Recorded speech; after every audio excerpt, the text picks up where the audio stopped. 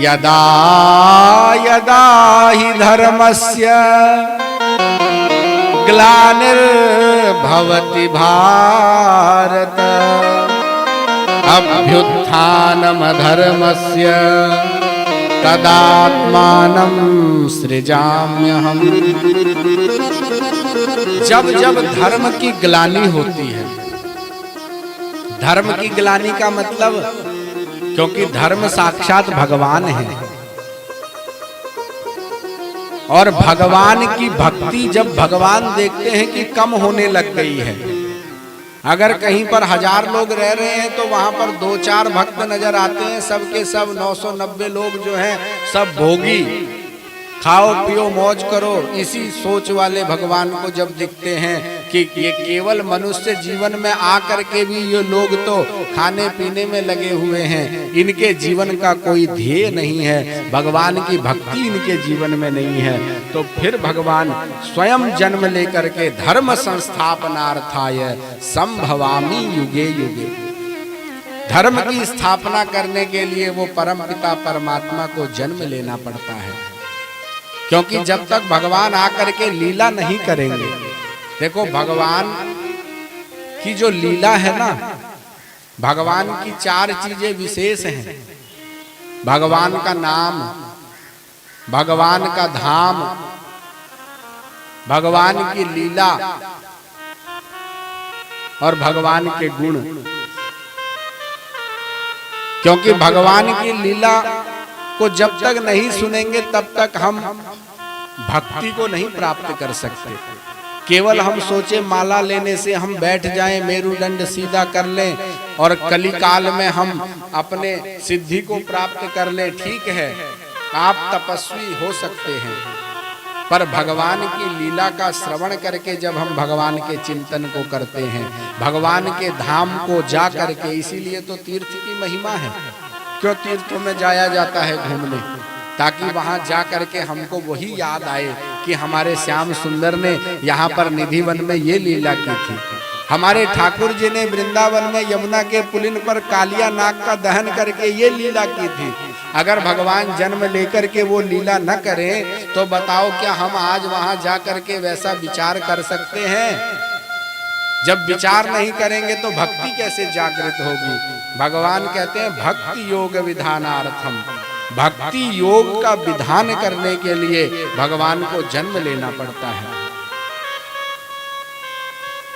आज भगवान जन्म इसीलिए लेते हैं, पर देखो विशेष अंतर ये है कि भगवान का जन्म भी दिव्य है और भगवान का कर्म भी दिव्य है। हमारा ना तो जन्म दिव्य है ना कर्म दिव्य है। क्यों? क्योंकि हमारा जन्म तो प्रारब्ध को भोगने के लिए होता है, कल आपने सुना था, पर भगवान कहते हैं जन्म कर्म च मे दिव्यम एवं यो वेति तत्वतः त्यक्त्वा देहं पुनर्जन्म नैति मामेति सोऽर्जुन। हे अर्जुन, मेरे जन्म लेने का प्रयोजन यही होता है कि मैं जन्म लेकर के इस मनुष्य को अपनी लीला दिखा करके, मेरी लीला का श्रवण जब ये कर लेगा तो इसका जन्म का चक्कर बंद हो जाएगा। क्योंकि जन्म और मरण के चक्कर से ही तो मुक्त होना है। परमात्मा देखते हैं भैया ये सामने वाला जीव तो कमजोर है, ये तो फल में आसक्ति रख करके प्रकृति और सौंदर्य को देख करके बहिर इंद्रिय इसकी हो गई हैं, उन्हीं में फंस करके अपने जीवन को नष्ट करके जीत ही नहीं पा रहा, फाइनल मैच बार बार फेल हो जा रहा है। मैं इसको संसार में भेजता हूँ तो कमजोर है तो क्या करूं, बोले मैं ही सहायता करता हूं इसकी। तब जाकर के भगवान स्वयं कभी कृष्ण बन करके कभी राम बन करके आते हैं और आकर के लीला तनु धारण करके लीला करके दिखाते हैं कि केवल मेरी लीला को तुम सुन लो। देखो ये कान है ना, कुछ तो सुनेंगे। अगर कानों के पास कोई सब्जेक्ट नहीं रहेगा तो ये कान क्या सुनेंगे, इधर उधर की बातें ही सुनेंगे। कभी किसी की बुराई कर लेंगे, कभी किसी की चुगली कर लेंगे, इधर उधर की बात करके हम अपने समय को व्यर्थ कर देंगे तो जो सुनेंगे जो कहेंगे वैसा ही हमको अगला जन्म मिल जाएगा। पर भगवान ने कहा भैया जो तुमको कान दे दिए इन कान से तुम मेरी लीला को सुनो, मेरी कथा को सुनो।